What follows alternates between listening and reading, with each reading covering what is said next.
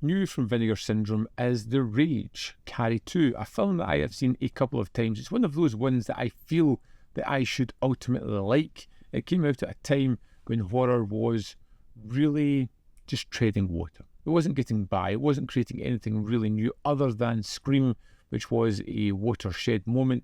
Everything else following it tried to kind of jump onto that bandwagon. Now we have Brian De Palma's absolutely tentpole movie, which is Carrie, that was an incredible horror movie that has stood the test of time, that had rich thematics, a wonderful story by Stephen King, and really brought that to life with some wonderful scares, emotional moments, putting in a lot of thematics throughout it. And what we have here is a somewhat copy of a copy of a copy.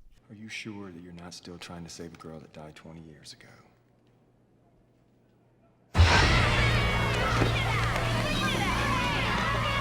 It's lost all of the impact that was there in the original Carrie, which is a shame. The story here involves Rachel Lang, a shy high school outcast with a traumatic past.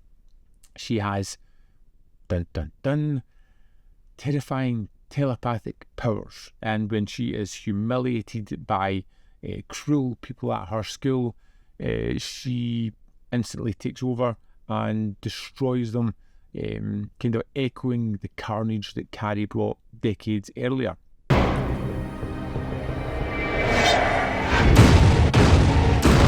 It never quite reaches even close to the original De Palma classic.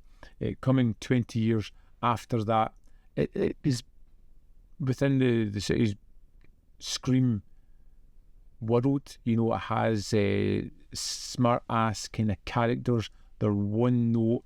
They really are caricatures of people, and they never feel like genuine characters throughout the film. Even our main character of Rachel never really feels fully fledged. You get these emotional beats that are supposed to build up to a character, but a lot of it doesn't really make much sense in the grand scheme of things, particularly when they're tying it to the original film.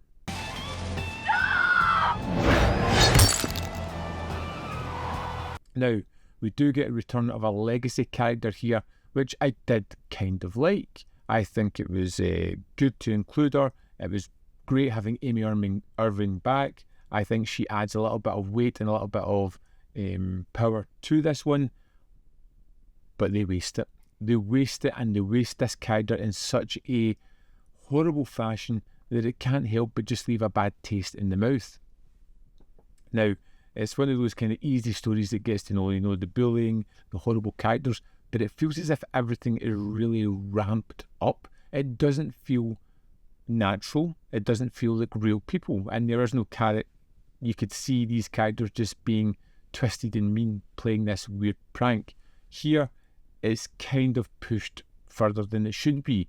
It is into breaking the law. The characters are so despicable and horrible that they become caricatures of real people, and it harms the thematics in the film. You've got bullying and teenage cruelty, you've got exploitation of women, you've got inherited trauma, you've got all these things that are just within the story itself, but they just scrape the surface. They never really delve into them. They never bring it to the forefront and make it something that's more impassioned because of that.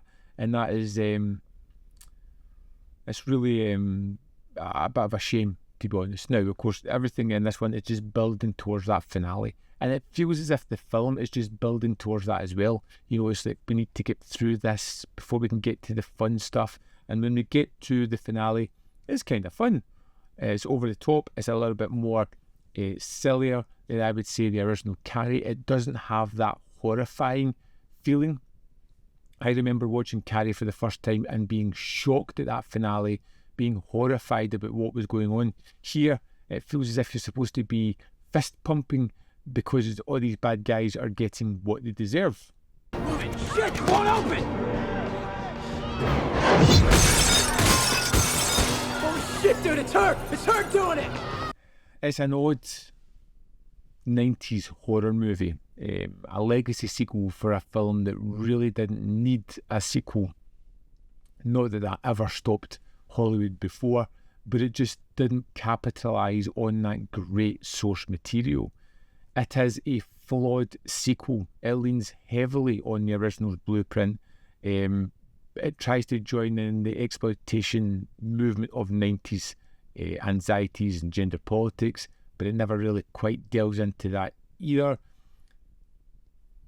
It's one of those movies that, like I say, I keep watching every now and again, and I never quite lose, or even like it sometimes.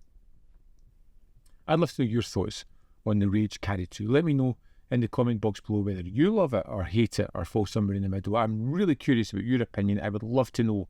As always, there is more content up here. You can see more of my stuff. In the description box are links to Patreon, membership program, manvfilm.com, always in which you can support me. Thanks for watching, and I'll see you next time.